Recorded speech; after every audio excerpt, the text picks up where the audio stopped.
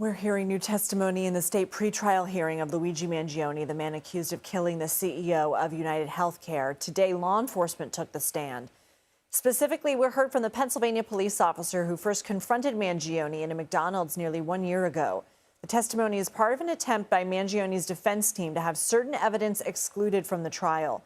Mangione has pleaded not guilty to 9 counts, including murder. Anna Schecter joins us now.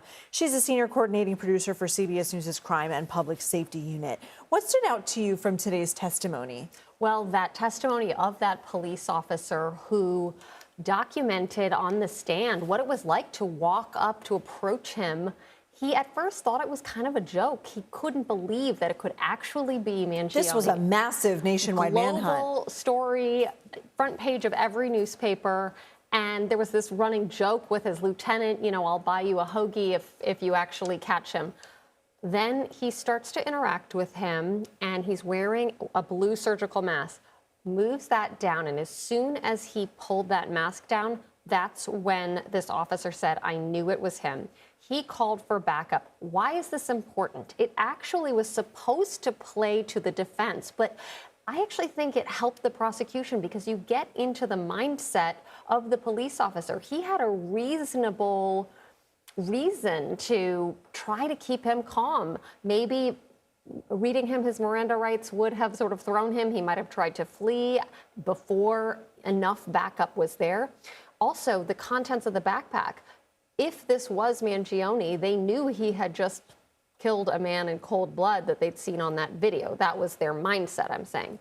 So what if there was an explosive in the backpack or another weapon? So they probably wanted to search that. So I actually think today potentially played in the prosecution's favor. If some of this evidence is in fact thrown out, how would it help the defense and how would it hurt the prosecution? Well, this is key evidence. You have a notebook in which he was writing his plan, the evolution of his thinking of why he would want to target a insurance company executive. You also have a ghost gun with a 3D printed silencer that looks very much like the gun that we saw in that surveillance video. In the backpack. Exactly. So that hurts the prosecution. But remember, there's other evidence.